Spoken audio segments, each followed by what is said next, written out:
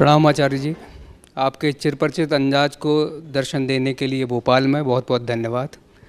जो आपके प्रश्नों के उत्तर होते हैं उसी शैली और उसी अंदाज से प्रेरित होकर मेरा ये प्रश्न था। पिछले 10 वर्षों से मैं देश के अलग अलग क्षेत्रों में यात्रा कर रहा हूँ, जिसमें मैं माहवारी स्वच्छता प्रोग्राम को लेके काम करता हूँ, मेंस्ट्रुएशन हाइजीन को लेके, जिसमें मैं अवेयरनेस कैंपेन करता हूँ। एक low cost sanitary napkin making machine हमने बनाई है, उसका इंस्टॉलेशन करते हैं, ट्रेनिंग करते हैं। शुरुआत में जब मैं काम करता था तो मुझे ये महसूस होता था कि ये जो सोशल एक टैबू है, ये जो सामाजिक एक कलंक है मेंस्ट्रुएशन हाइजीन पे बातचीत करना, ये केवल गांव या कुछ पिछड़े इलाकों तक ही सीमित है। जब मैं शहरों में गया, महानगरों में गया, विदेशों की भी यात्रा की हैं कुछ जगह इसी काम को लेके, तो लगा ये लगभग कॉमन है, हर जगह वही स्थिति है लगभग, इस पे बातचीत नहीं होती है। तो मैं पूछना चाह रहा था कि क्या आपकी फ़िलॉसफी के हिसाब से, अपनी एजुकेशन सिस्टम के हिसाब से कुछ सॉल्यूशन है इसका? क्या हम इस सामाजिक कलंक से दूर जा पाएंगे जो कि सदियों से चला आ रहा है, और कितने वर्ष लगभग लगेंगे या कितने दशक तक हमें इंतज़ार करना पड़ेगा कि हम कभी मेंस्ट्रुएशन हाइजीन को लेके नॉर्मल हो पाएंगे? Thank you. ठीक है, बैठिए। मेंस्ट्रुएशन को लेकर के जो बड़ा हुआ है और उसको जो एक टैबू की तरह हम देखते हैं, उसका कारण ये नहीं है कि हम मेंस्ट्रुएशन को लेकर के अनकंफर्टेबल रहते हैं। उसका कारण ये नहीं है कि हमें अजीब लगता है, असंगत लगता है कि ये मेंस्ट्रुएशन क्या चीज़ होती है। उसका कारण थोड़ा उससे आगे का है, एक कदम। हम सेक्स को लेकर ही अभी तक सहज नहीं हो पाए हैं। हमारी असहजता, मेंस्ट्रुएशन, मासिक चक्र से नहीं है उतनी। हमारी असहजता सीधे सीधे सेक्स से है, और उसके पीछे बड़ा गहरा कारण है जो अगर हम समझेंगे तो जीवन को ही समग्रता से समझने में मदद मिलेगी। देखिए, इंसान है तो जंगल से निकला हुआ जानवर ही, और जानवरों की सारी प्रकृति उसमें बैठी हुई है। बस जानवरों के पास जो कुछ है उससे थोड़ा अतिरिक्त है मनुष्य के पास। लेकिन मनुष्य वो सब भी लेकर चल रहा है जो जानवरों के पास है। थोड़ा सा अतिरिक्त क्या है हमारे पास? चेतना। हम सोच समझ सकते हैं, हम स्वयं को देख सकते हैं, अपनी हालत का अवलोकन कर सकते हैं, जो कि पशु नहीं कर सकते। पशुओं के पास बस वृत्तियां होती हैं और वृत्ति जनित कामनाएं होती हैं। मनुष्य के पास चेतना भी होती है, इतना ही सा अंतर है। तो मनुष्य वो है जो खुद को देख पाए, मनुष्य वो है जो अपने बंधनों को पहचान पाए और उनसे लड़ पाए, है ना? और इसी चीज को वास्तव में धर्म कहा जाता है। खुद को जान समझ पाना, अपने बंधनों को देख पाना और उनसे लड़ पाना। अब जब बंधनों की बात आती है तो जो सबसे बड़ा बंधन है हमारा, वो हमारी पाशविक प्रवृत्ति है। पाशविक प्रवृत्ति, क्योंकि जंगल से ही आए हैं तो पशु वाली जो प्रवृत्तियां हैं वो तो हमें मौजूद ही हैं। और पाशविक प्रवृत्ति में भी जो सबसे ज्यादा बल रखती है, जो एकदम प्रचंड आग की तरह होती है, वो होती है काम वासना। और पशुओं में भी वो उतना ही बल रखती है।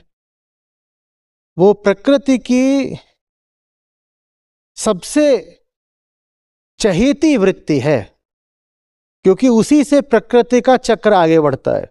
कोई जीव हो, उसमें और कोई वृत्ति हो ना हो, काम वासना जरूर होती है।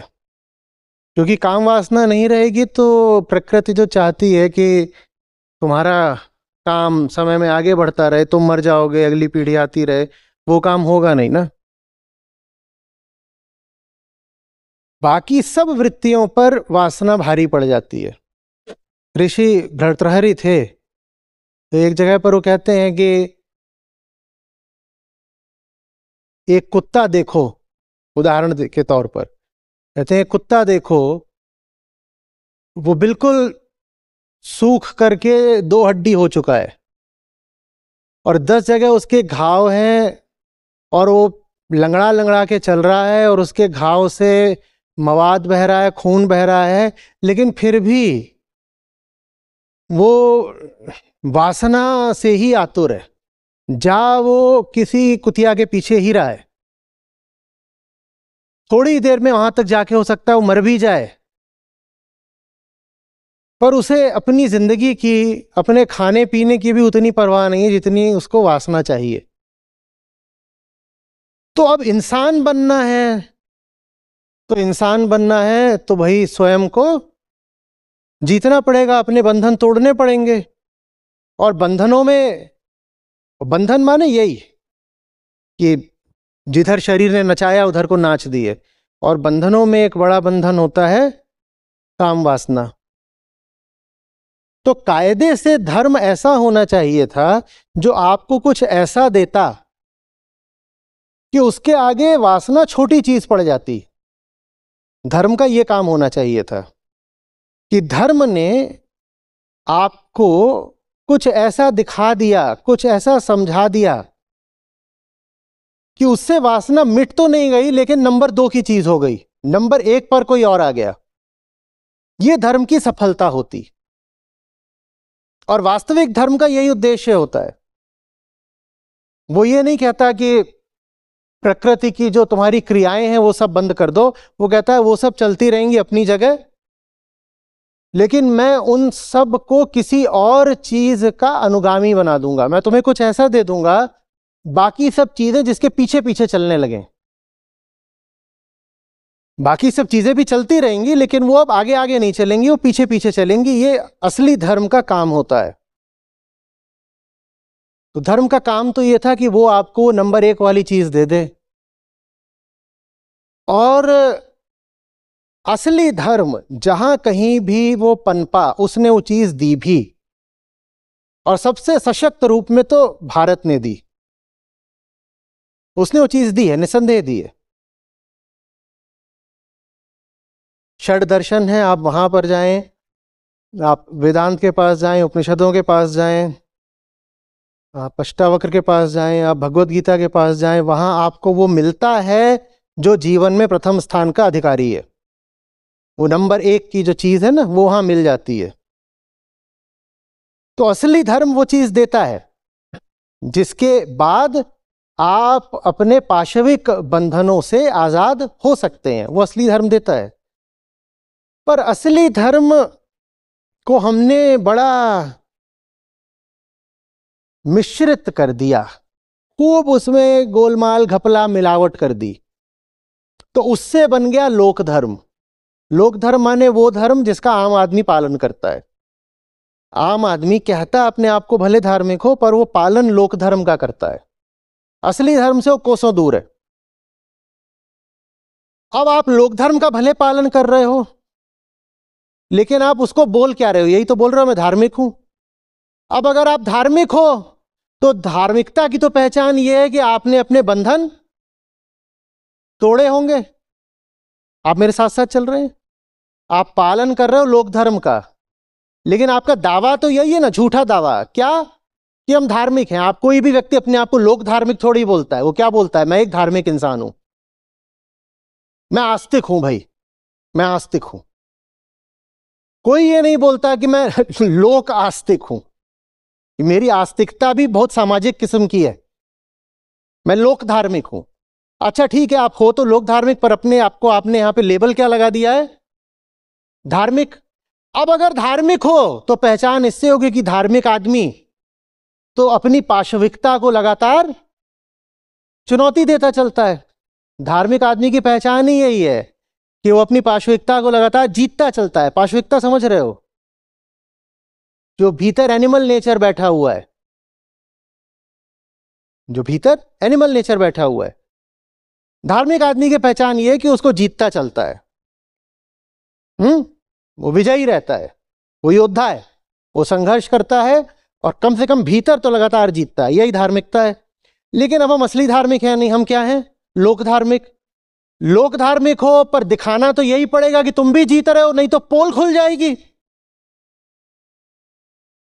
पोल खुल जाएगी ना। लोक धार्मिक हो पर प्रदर्शित तो यही कर रहे हो कि धार्मिक हो, तो धार्मिकता के लक्षण भी दिखाने पड़ेंगे, भले ही नकली लक्षण। और धार्मिकता का बड़े से बड़ा लक्षण यह होता है कि वृत्तियां अपने ऊपर हावी नहीं होती। तो लोक धार्मिक आदमी फिर यह प्रदर्शित करता है कि सेक्स उसके लिए छोटी चीज है। धार्मिक आदमी के लिए सेक्स और दैहिक क्रियाएं, जिनमें मासिक धर्म भी शामिल है, वास्तविक धार्मिक आदमी के लिए सेक्स और शरीर से संबंधित बाकी बातें सचमुच छोटी हो जाती हैं। छोटी माने मूल्य में छोटी, स्थान में छोटी। धार्मिक आदमी के लिए वो सारी चीजें सचमुच छोटी हो जाती हैं। लोक धार्मिक आदमी के लिए छोटी बिल्कुल हुई नहीं है, पर उसको जताना है, दिखाना है जैसे छोटी हो गई है, as if those things have become immaterial और इनकॉन्सिक्वेंशियल। वो अभी छोटी हुई है नहीं, पर उसको ऐसे दिखाना है, झूठ मूठ, नाटक, फरेब। तो धार्मिक आदमी की पहचान ये होगी कि वो सेक्स के मुद्दे को बहुत सहजता से लेगा। उसके लिए हौवा नहीं है, उसके लिए बड़ी बात नहीं है। क्यों? क्योंकि उसको वो मिल गया है जो सबसे ऊंची चीज है। अब उसके आगे सेक्स वैसे ही कुछ नहीं है। 2 रुपए की बात है तो है, नहीं है तो नहीं है। उसकी उपस्थिति बहुत मायने नहीं रखती, उसकी अनुपस्थिति भी बहुत मायने नहीं रखती है। यह धार्मिक आदमी की पहचान है। पर जो लोक धार्मिक आदमी होगा, उसके भीतर तो जानवर अभी गुर्रा ही रहा है, भौंक ही रहा है। भीतर जानवर गुर्रा रहा है और ऊपर ऊपर वो क्या बन के बैठा है? धार्मिक। तो फिर वो सेक्स का दमन करता है। वो फिर सेक्सुअलिटी से डरना शुरू कर देता है, क्योंकि भीतर तो उसके सेक्सुअल जानवर हावी होकर बैठा ही हुआ है, पर ऊपर ऊपर से उसको बनना क्या है? धार्मिक। मैं तो साहब देह को जीता हुआ आदमी हूं, पर भीतर देह भौंक रही है, भीतर जानवर गुर्रा रहा है। तो वो ऊपर ऊपर से सेक्स का ही दमन करता है, वो सेक्स को सप्रेस करता है। अब बाकी बातें तो सप्रेस कर भी दो, किसी को पता न लगे। पर जो हमारी प्रजाति है, और प्रजाति हमारी जो महिलाएं हैं, उनके शरीर से एक चीज ऐसी जुड़ी हुई है हर महीने की, जिसको तुम छुपा नहीं सकते।